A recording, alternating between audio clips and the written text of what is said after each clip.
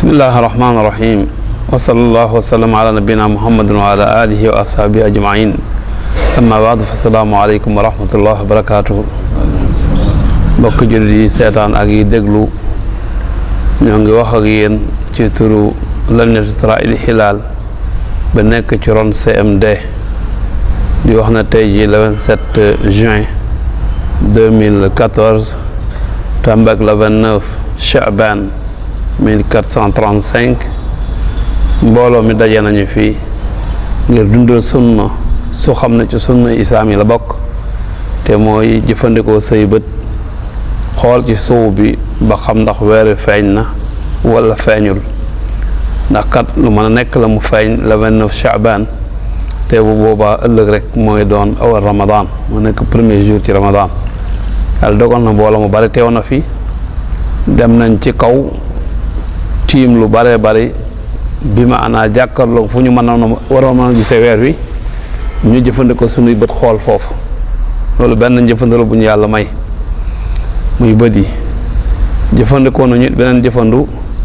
mooy mboolam région yi Sénégal fukk ak ñeent benn bu ci nekk am nañ fa ay représentant ñu xam ne ñu xam lañu lu ëpp ci ñoom ay woroomi xam-xam lañu ay responsable lañu ay mag lañu ñu am ci ñoom yaakaar ak kóolute lañu ñoom ñëpp jëfandikoo nañu téléphone jokkoo ak ñoom di leen laaj ba xam ndax am nañu dara ci weer yoom déet naka noonu tamit beneen jëfandu bu ñu yàlla baaxee ci njëfandu jamono muy internet bi moom it dugg nañ ci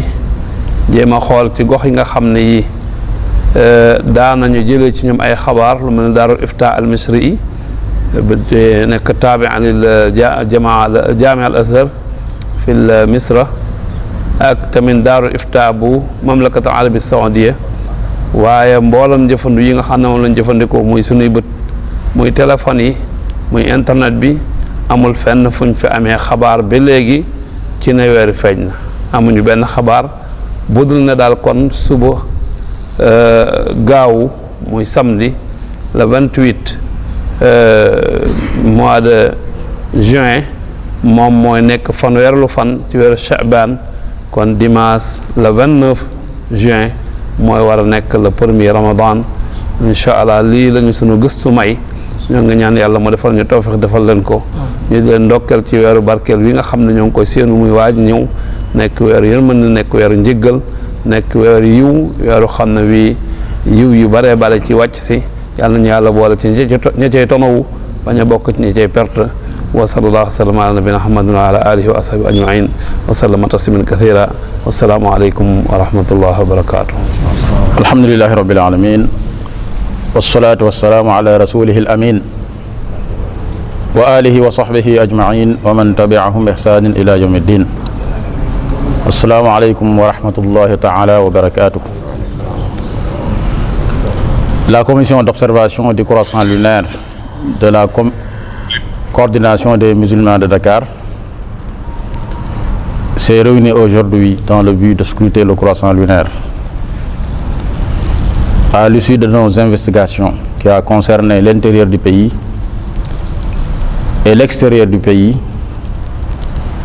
la conclusion à laquelle on a abouti, c'est qu'il n'y a aucune région dans le monde qui a aperçu le croissant lunaire. Par conséquent, nous déclarons que demain, Inch'Allah, sera le 30e jour du mois de Cha'ban et dimanche, Inch'Allah, le premier du mois de Ramadan. Wassalamu alaikum wa rahmatullahi wa barakatuh.